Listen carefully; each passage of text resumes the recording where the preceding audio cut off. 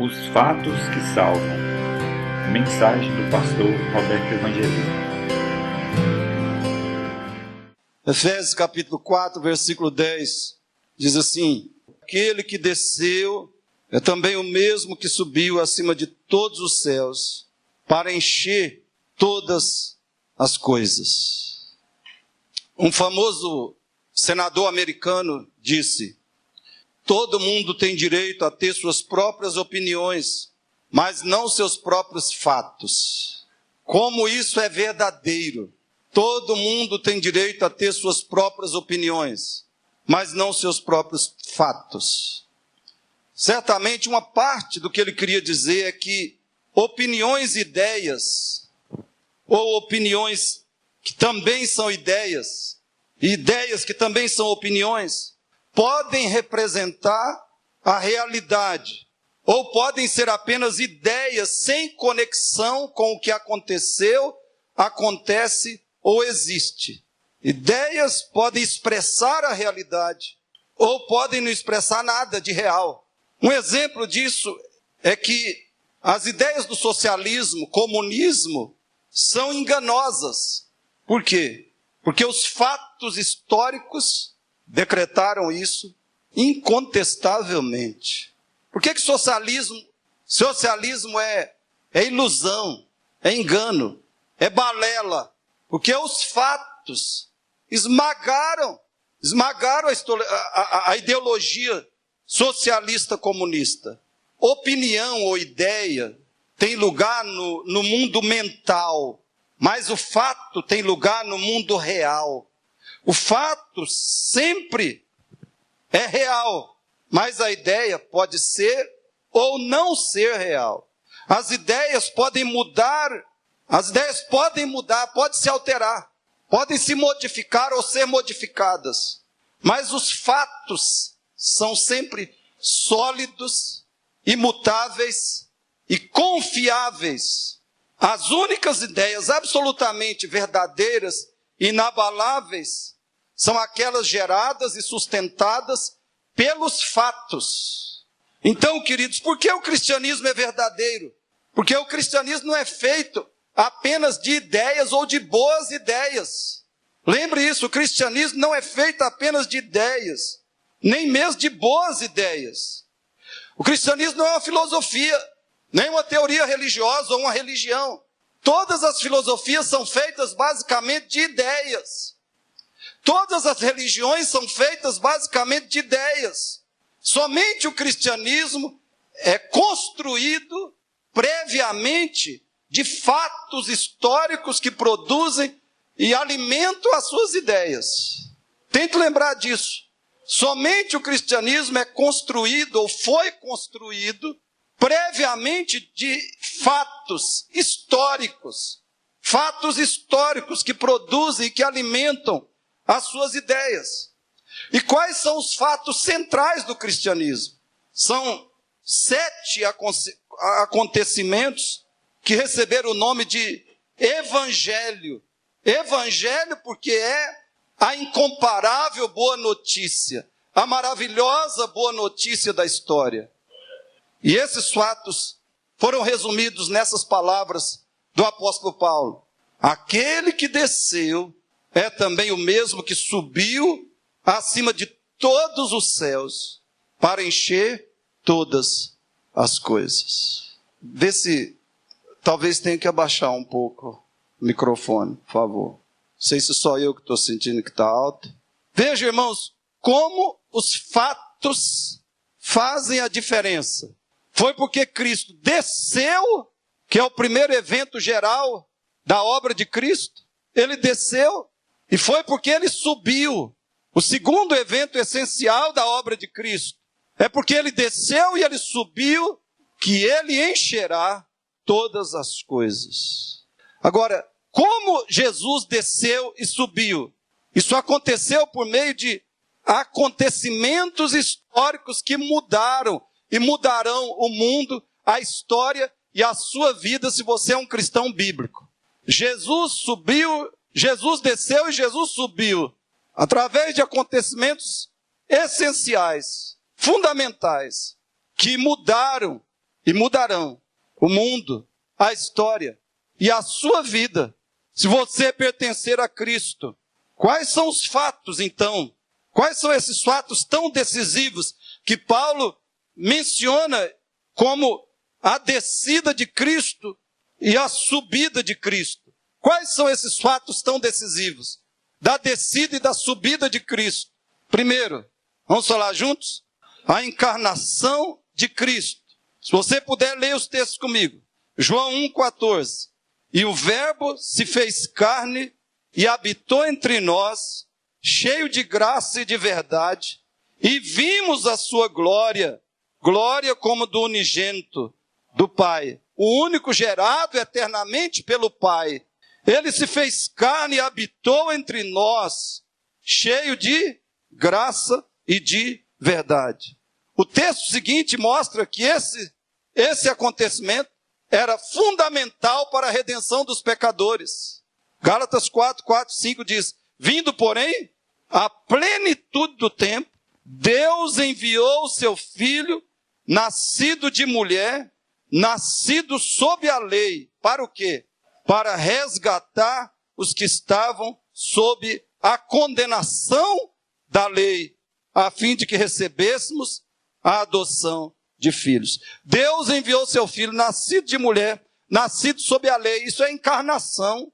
Ele tinha que estar aqui, ele tinha que nascer de uma mulher que é um ser humano, como eu e você. Ele tinha que vir, ele tinha que viver sob a lei de Deus. Para quê? Para resgatar os que estavam sob a lei, a fim de que recebêssemos a adoção de filhos. Queridos, não foi suficiente Deus nos falar do céu, muitas vezes e de muitas maneiras, por meio dos profetas. Não, ele teve de vir aqui, pessoalmente. Ele teve de estar no mundo, pessoalmente entre nós. Para que Abraão não sacrificasse o seu filho, não sacrificasse Isaac, Deus teve que fazer um milagre. O aparecimento de um carneiro. Contudo, Isaac sou eu. Isaac é você. Para não morrermos eternamente, o espantoso milagre da encarnação de Cristo aconteceu. Para que o Isaac que sou eu, o Isaac que é você, não morrermos eternamente. Teve que ocorrer, precisou acontecer esse estupendo milagre da encarnação de Cristo. Pelo menos a maioria dos israelitas tinha muitos cordeiros para sacrificar a Deus. Mas Deus não tinha nenhum cordeiro neste mundo. Deus não tinha ninguém nesse mundo que estivesse qualificado para o sacrifício que Ele exigia e que eu e você necessitávamos desesperadamente.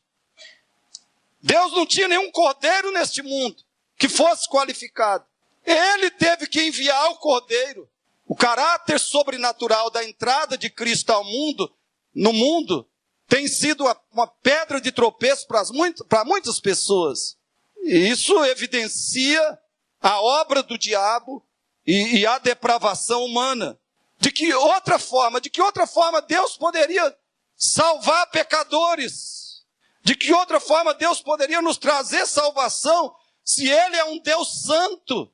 E Ele só pode salvar pecadores se os pecados destes forem removidos. Quem poderia remover pecados? Ele é um Deus santo. Para salvar pecadores, os pecados têm que ser removidos. Têm que ser extintos.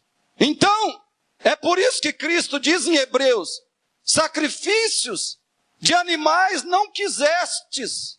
Sacrifício de animais não preenchia os requisitos do Senhor. Por isso um corpo me formaste.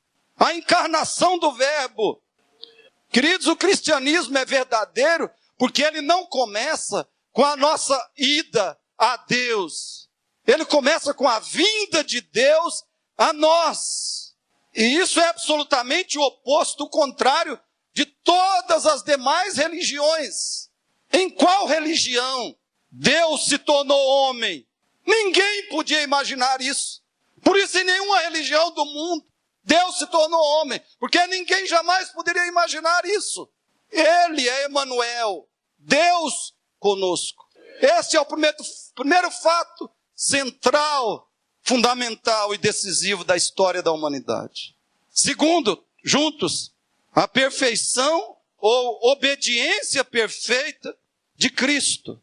É o segundo fato central da história. Mateus 5, 17, 18. Diz assim, quem puder leia comigo. Não penseis, Jesus falando, não penseis que eu vim revogar a lei ou os profetas. Eu não vim para revogar, eu vim para cumprir a lei. 18, porque em verdade vos digo, até que o céu e a terra passem, nenhum i ou um tio jamais passará da lei até que tudo se cumpra. A lei de Deus tem que ser cumprida 100%. Ela não pode ser quebrada, violada, insatisfeita em 0,5%. Por isso Jesus está dizendo, eu vim para cumprir, porque tudo, eu vim porque nenhum i ou um tio. O mínimo da lei não pode deixar de ser cumprido. É necessário que tudo se cumpra. Agora eu pergunto, quantas vezes você e eu quebramos, descumprimos a lei de Deus? Milhares. Quantas vezes Jesus Cristo quebrou ou descumpriu a lei de Deus? Nenhuma vez. Nenhuma única vez Cristo quebrou, Cristo desobedeceu, transgrediu, descumpriu a lei de Deus. E é por isso que somente Ele é e pode ser a nossa salvação. Veja Efésios 4, verso 15. Fale comigo. Ele foi tentado em todas as coisas, a nossa semelhança, mas sem pecado. Ele é perfeito. Ele foi perfeito ao viver aqui. E por que ele tinha que ser sem pecado? Veja a resposta em Romanos 5,19. Juntos. Porque, como pela desobediência de um só homem, muitos se tornaram pecadores, assim também por meio da obediência de um só, muitos se tornarão justos. Por meio da obediência de um só, Cristo, muitos se tornarão justos. Eu pergunto, você já é justo diante de Deus? Você já é justo? Eu não estou perguntando se você é impecável. Estou perguntando se você é justo. No cristianismo, as duas coisas são diferentes. Você já é justificado diante de Deus pela justiça de Cristo. A justiça de Cristo já pertence a você. Você quer ser justo diante de Deus? Então, se você quer ser justo, você tem que tomar posse. Agora, alguns ficaram satisfeitos aí, né? Tem gente que gosta dessa linguagem, né? Se você quer, só que quando eu explicar, talvez você não vai gostar tanto, né? Se você quer ser justo, você tem que tomar posse da perfeição ou da perfeita obediência de Cristo. Só que esse tomar posse não é mágico, não é sentimental. Tomar posse da perfeição de Cristo não é algo que você supõe ou que você acredita religiosamente. Não, eu suponho, né, que Cristo é a minha justiça. Eu suponho que Ele é a minha perfeição. Eu acredito nisso, eu acredito que Ele é a minha justiça, que Ele é a minha perfeição diante de Deus. Isso não é tomar posse. Não é algo mágico, não é algo sentimental, que você acha e sente que é e já é. Não é assim. Ou que você acredita e declara que é e já é. Tomar posse da justiça, da perfeição de Cristo, não é confissão positiva. Por exemplo, você dizer, eu declaro que a perfeição de Cristo é minha. Eu declaro que a justiça de Cristo me pertence. Não é confissão positiva, querido. Possuir a perfeição de Cristo, ser revestido da justiça de Cristo, ser justo diante de Deus, acontece somente através da confiança, da fé, somente em Cristo, e do arrependimento sincero, real, dos nossos pecados. E essa fé e arrependimento são demonstrados na nossa vida diária. Se você é justificado pela justiça de Cristo, você vai viver em justiça. Viver na prática da justiça, na vida diária. Demonstrando que aconteceu em você e que você tem a fé salvadora e o arrependimento salvador. Então você recebe essa justiça de Cristo por meio da fé e do arrependimento. Ele foi perfeito em meu lugar, em seu lugar. Alguém tinha que cumprir a lei sem quebrar um i ou um tio. Alguém tinha que cumprir. Senão nós tínhamos que sofrer a ira da justiça de Deus por toda a eternidade no inferno. Ninguém entraria no céu. Ficaria lá só Deus, o Pai, o Filho e o Espírito Santo e os santos anjos. Por toda a eternidade. Ninguém mais entraria lá. E ninguém mais seria agradável e aceitável a Deus nessa terra. Não haveria ninguém agradável e aceitável a Deus nessa terra. Jesus tinha que cumprir a lei. Ele tinha que ser perfeito. Ele tinha que oferecer a Deus a obediência perfeita, requerida pela santidade de Deus. É por isso que nós lemos em Romanos 5,19, porque como pela desobediência de um só homem que foi Adão, muitos se tornaram pecadores, injustos, malignos, perversos, abomináveis a Deus. Assim também, por meio da obediência de um só, que é Cristo, muitos se tornarão justos. Justos. Então Cristo tinha que ter uma vida perfeita. Esse é o evento, o segundo evento mais glorioso e importante da história da humanidade. E o terceiro, juntos, a crucificação de Cristo. 1 Pedro 2,24. Leia comigo.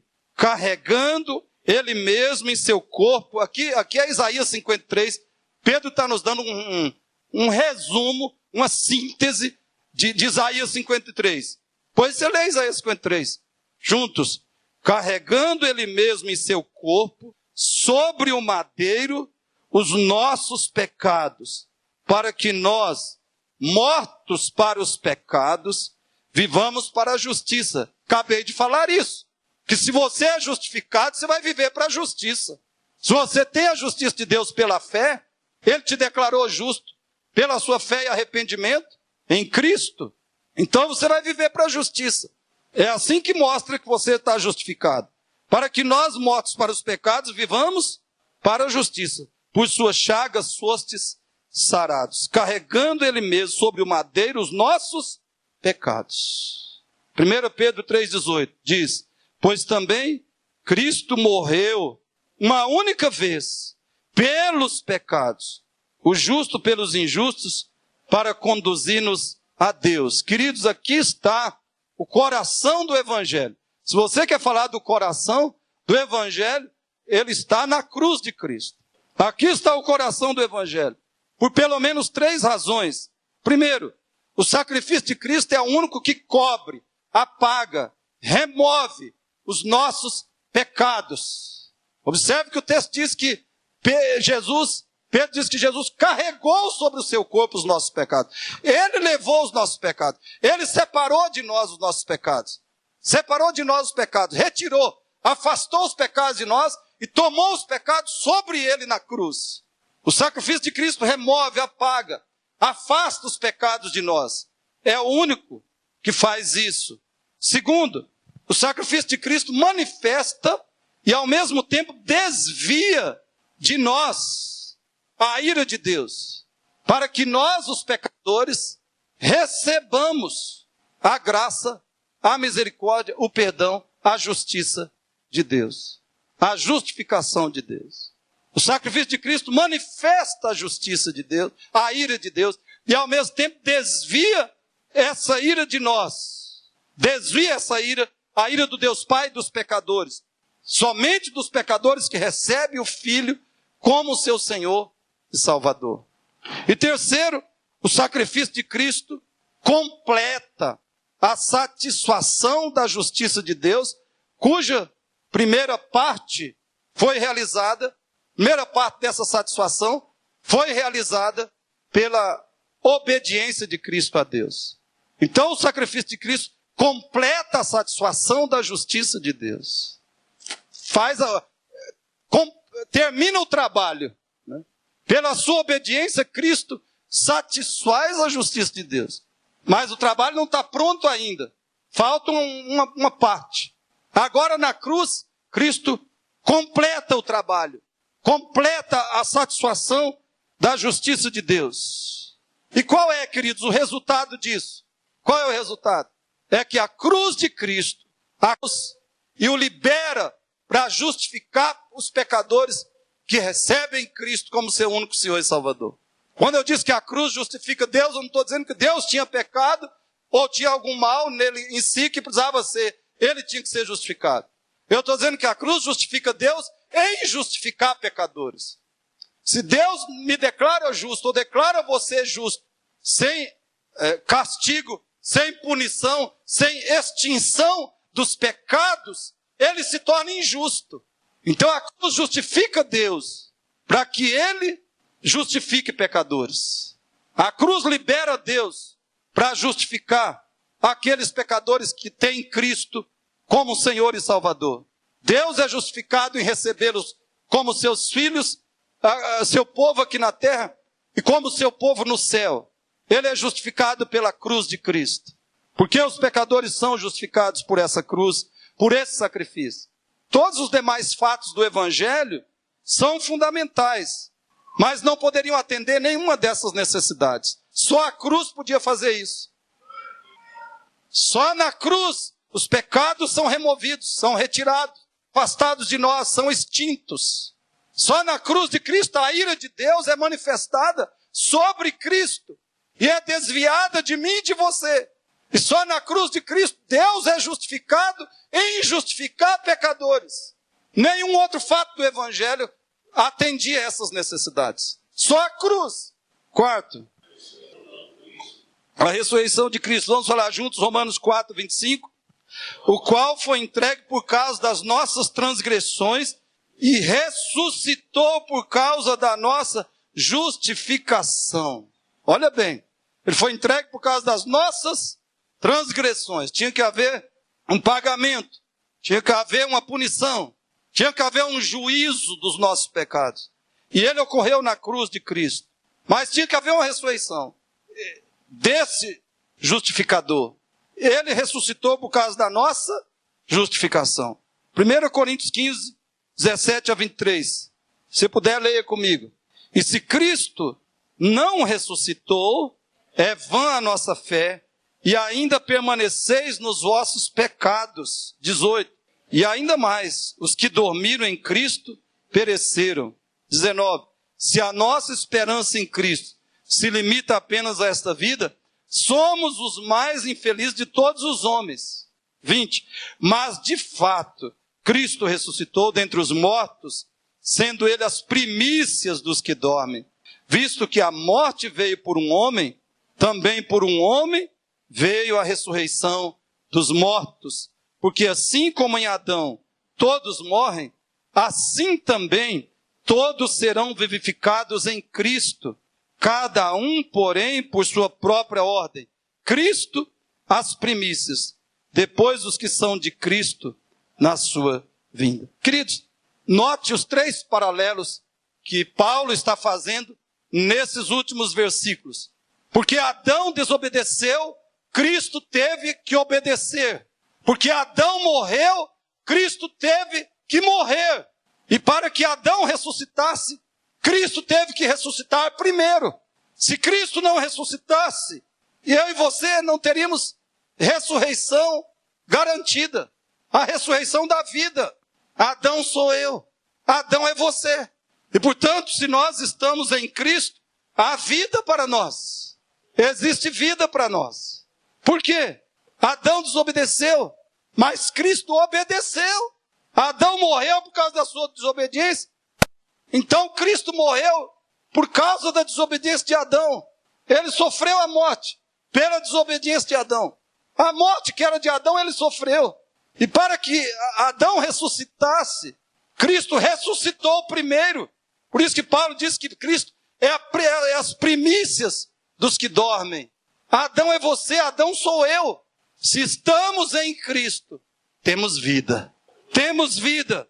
Temos vida espiritual agora e teremos a vida da ressurreição depois, no último dia da história. A vida ou a ressurreição da vida, como Jesus diz.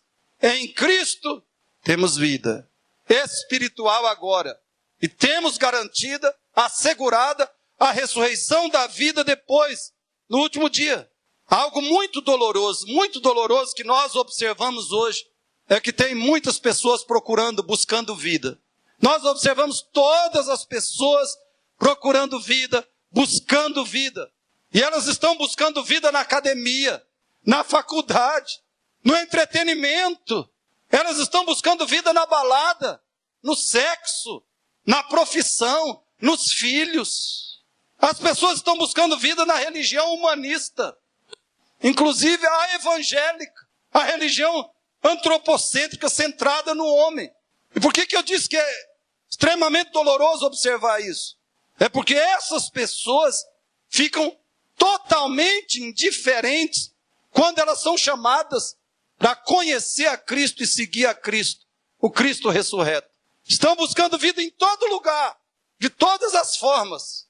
Mas quando são chamadas, convocadas a buscar, a conhecer e seguir o Cristo ressurreto, elas ficam indiferentes. Elas ficam totalmente apáticas. E o terrível é que está acontecendo na igreja. Na igreja que se diz bíblica. Então o que vai acontecer com essas pessoas? Cada dia mais elas terão morte. Até a morte absoluta, que é o inferno. Aonde você está procurando vida?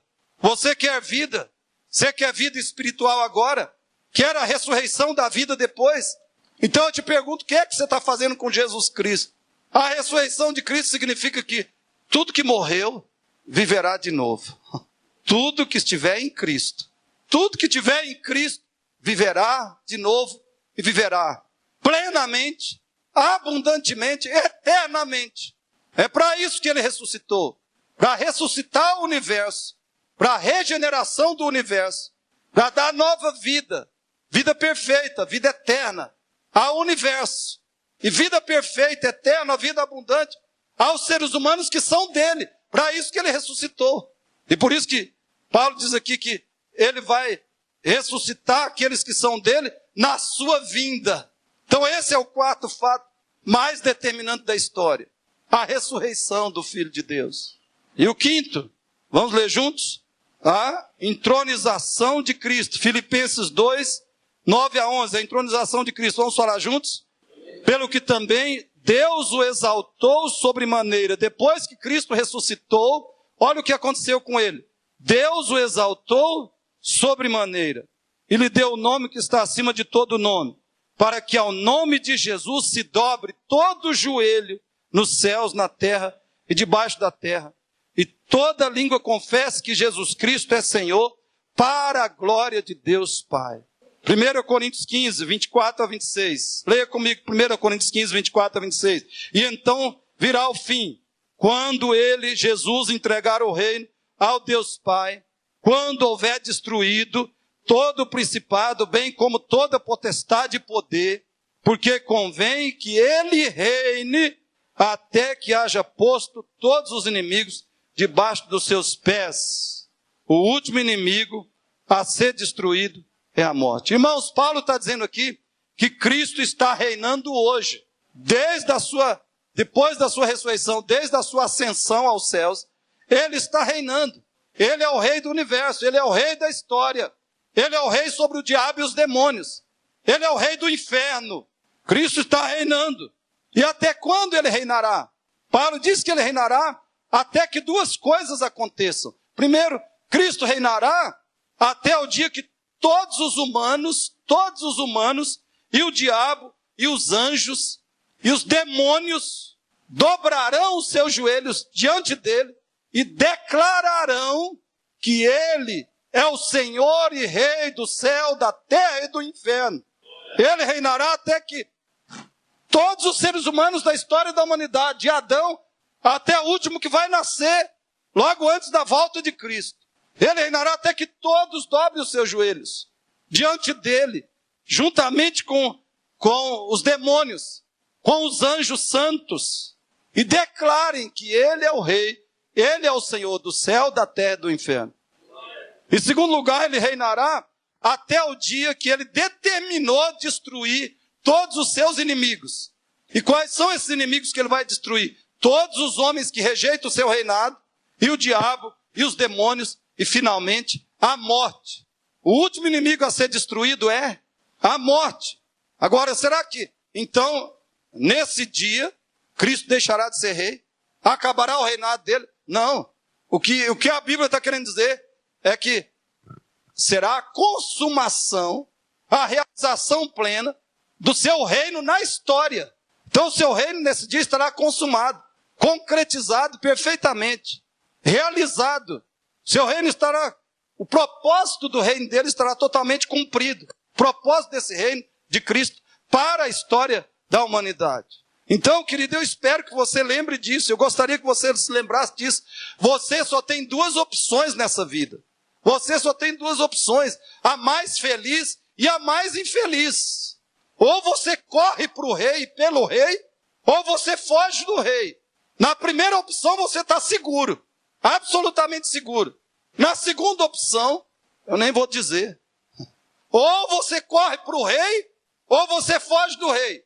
Ou tenta fugir. Se fizer a primeira coisa, você está seguro, você está bem. Você está absolutamente bem. Mas na segunda opção, você não tem escapatória. Você está arrasado por toda a eternidade. O sexto evento, juntos à intercessão de Cristo. Olha Romanos 8:34 comigo, juntos. Quem os condenará? Ou seja, aqueles que pertencem a Cristo nessa história, aqueles que são a verdadeira igreja de Cristo. Quem os condenará? É Cristo Jesus, quem morreu, ou antes quem ressuscitou. Está vendo? Tudo são fatos. A nossa absolvição da condenação pelos nossos pecados é baseada em fatos. É Cristo Jesus quem morreu. É Cristo Jesus quem ressuscitou, o qual está à direita de Deus, que está reinando. O reino dele, ele está entronizado à direita de Deus nos céus. E o que ele faz mais? Além de estar reinando no céu. E também intercede por nós. Aleluia. Ele intercede por nós. Por isso que o autor dos Hebreus escreve esse texto tão confortador, tão estimulante. Hebreus 4:14-16. Vamos ler juntos? Tendo, pois, a Jesus, o Filho de Deus, como grande sumo sacerdote que penetrou os céus, conservemos firmes a nossa confissão, porque não temos sumo sacerdote que não possa compadecer-se das nossas fraquezas. Antes foi ele tentado em todas as coisas, à nossa semelhança, mas sem pecado.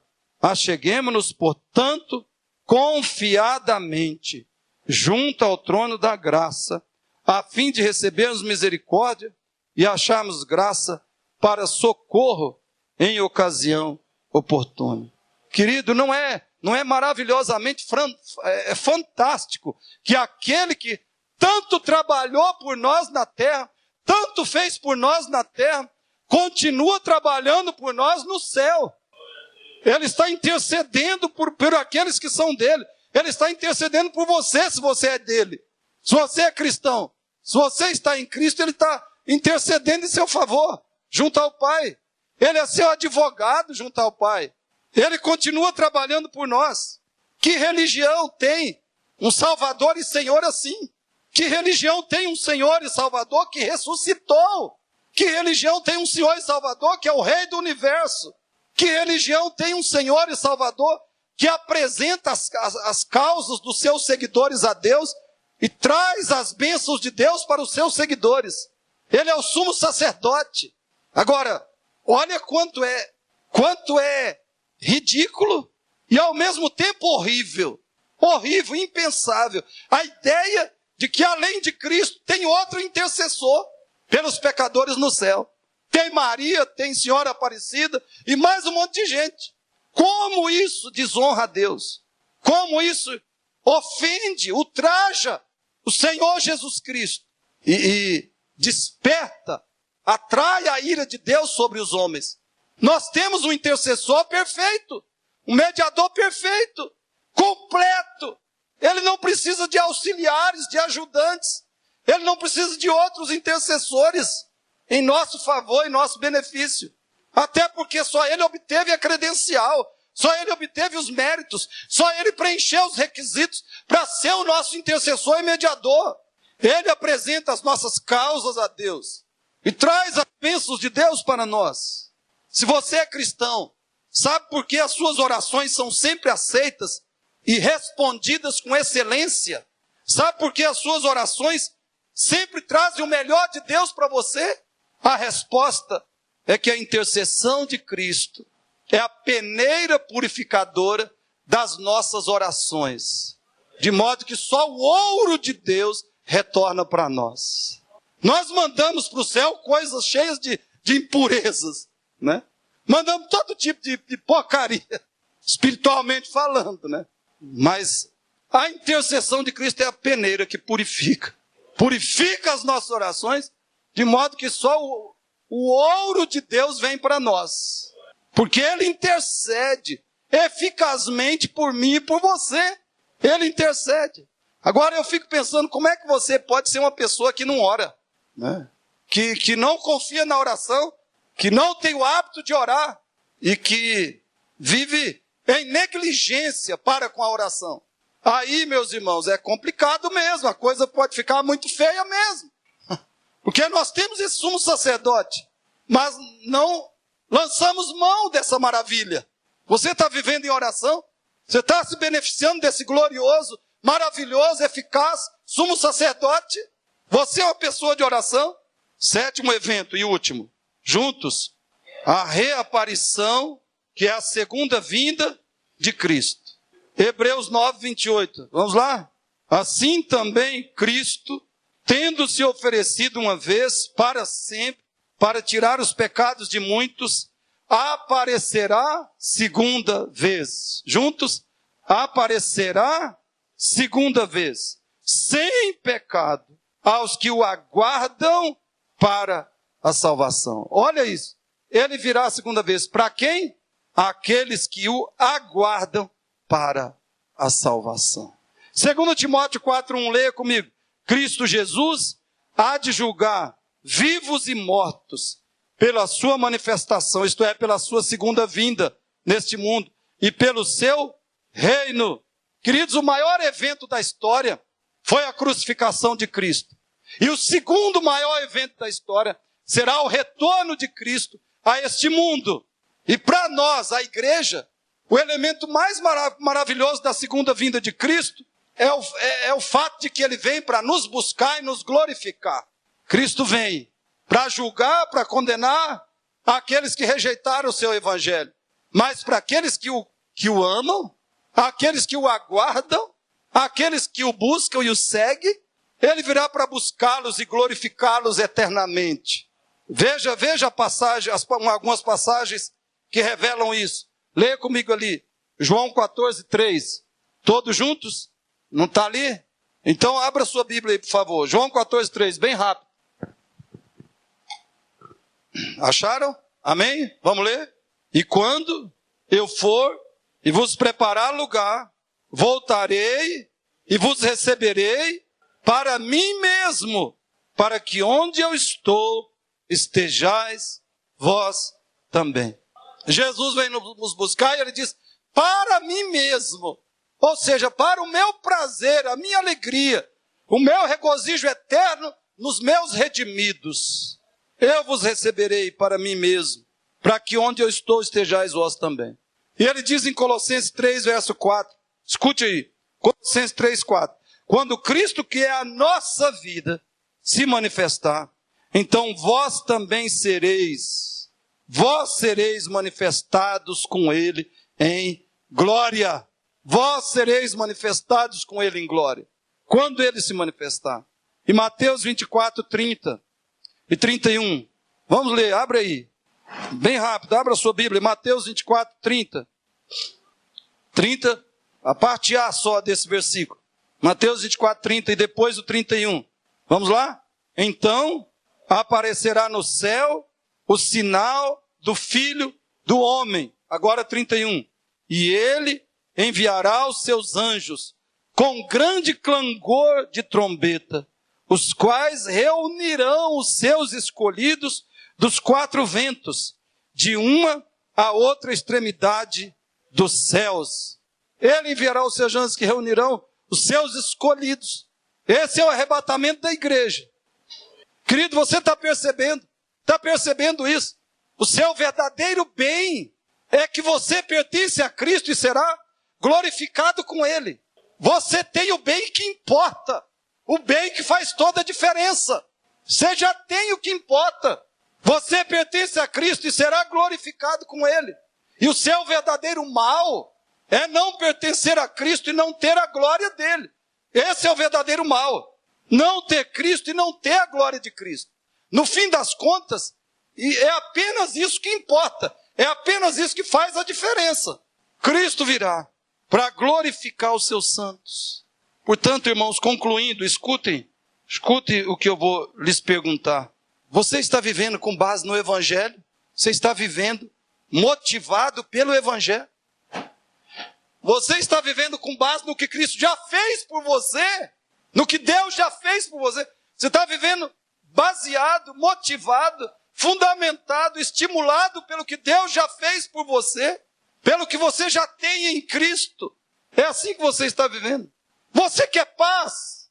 Aqui está a paz. Você quer esperança? Aqui está a esperança. Você quer alegria? Aqui está a alegria. Você quer ânimo? Aqui está o ânimo. Você quer vitória? Aqui está a vitória. O que você talvez está exigindo de Deus ou esperando de Deus para você viver com confiança, coragem, gratidão, dedicação a Deus e fervor espiritual? O que talvez você está esperando que Deus faça por você, para que você viva com gratidão, viva com confiança e coragem? O que você está esperando que Ele faça por você, para que você viva em dedicação a Ele, verdadeira dedicação e consagração a Deus? O que você está esperando para viver com fervor espiritual? Olha, eu quero te dizer uma coisa. Nada que Deus possa fazer por você nesse mundo, nada que Ele possa fazer e que Ele venha fazer, será melhor do que isso aqui. Nada será melhor, não espere. Não espere. Não vai ter um casamento dos seus sonhos. Não terá o casamento dos nossos sonhos. Não haverá aqui nesse mundo o marido dos nossos sonhos, a esposa dos nossos sonhos. Não vai ter. Só eu que sou assim, tenho esse bônus. Esse bônus da infinita graça. Entendeu? Só eu que fui distinguido dos demais. Não diz lá de José, que José foi distinguido dos demais? Só eu nesse aspecto. E eu espero mais alguns aqui, né? Mas não sei, aí só você que sabe. Você que sabe. Mas não vai ter o casamento perfeito, querido. Não vai ter o casamento dos nossos sonhos. O marido, a esposa dos nossos sonhos. Não vai ter o namorado. O príncipe encantado não vai existir. Olha, e dificilmente vai ter o dinheiro que você sonha ter. Dificilmente. É 1% de chance de você ter nesse mundo o dinheiro que você gostaria de ter. É 1% de chance. E se tivesse, não ficaria perto do que Deus já fez e já concedeu a você. Não vai ter o poder que você sonha, não. Esse poder não vai vir.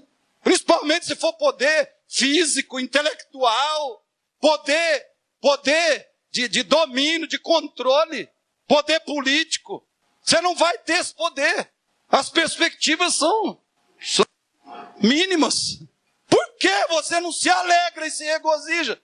E descansa no que Deus já fez por você? Por que nós não fazemos isso?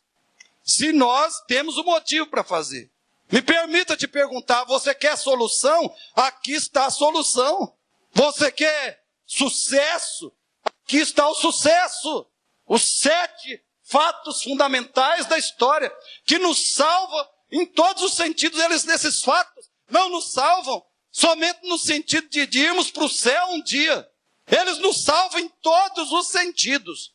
Esses são os fatos que de fato salvam. É por isso que Paulo diz, não me envergonho do Evangelho, porque é o poder de Deus para a salvação de todo aquele que crê. Salvação espiritual, salvação física, salvação emocional, salvação econômico-financeira, porque Deus não desampara os seus filhos. Pode não ter riqueza, mas vai suprir suas necessidades. E um dia você vai ter um corpo novo, um corpo novo, um corpo novo. Não vai ter doença, nem dor, nem fraqueza igual eu. Esses são os fatos que salvam. Você quer felicidade? O Evangelho é a sua felicidade. Quer solução? O Evangelho é a sua solução. Quer sucesso? O Evangelho é o seu sucesso. Você quer descanso? Estou falando de descanso espiritual. O Evangelho é o seu descanso. É o Evangelho. Porque Ele já fez tudo. Hebreus 4. As obras estão concluídas. que é que eu e você temos que fazer mais? As obras já foram concluídas por Ele. Nós temos descanso, descansemos no Evangelho. Você quer esperança, o Evangelho é a sua esperança. Você quer vida, o Evangelho é a sua vida. Você quer permanência, o Evangelho é a sua permanência. O túmulo está logo ali, o cemitério está ali, logo você vai. Mas o Evangelho é a sua permanência. Um dia a sua pessoa será completamente reintegrada. Irmãos, qualquer coisa em que nós procurarmos, e confiarmos, além do Evangelho, será insuficiente e passageira. Será precária e vai acabar logo. Qualquer coisa em que nos apoiarmos, além do Evangelho, será precária e passageira. Pode saber disso. Então, em nome de Jesus, coloque a sua confiança e viva toda a sua vida com base nesses únicos fatos que salvam o ser humano. A encarnação de Cristo, a perfeição dele, a crucificação dele, a ressurreição, a entronização, a intercessão de Jesus nos céus por nós. E a reaparição dele, ele virá para buscar a sua igreja. Agora lembre-se disso. Em breve você estará diante do trono branco, do grande trono branco do juízo final. Em breve você estará lá. E quando eu digo em breve, é breve mesmo, porque se você tiver mais 30 anos de vida, é breve. Se você tiver mais 50, é um milagre e é breve. A maioria que está aqui, eu não sei não. É muito breve. Você vai estar diante do trono branco do juízo. E ali haverá o julgamento justíssimo, sem misericórdia, sem um pingo de misericórdia da sua pessoa e da sua vida. Isso está bem perto. O julgamento justíssimo sem nadica de misericórdia da nossa pessoa e da nossa vida. Então lembre disso. Somente esses fatos históricos, esses fatos centrais do Evangelho, do cristianismo, esses fatos centrais da história da humanidade, somente eles serão o seu terreno firme e seguro, inabalável, diante do grande trono branco.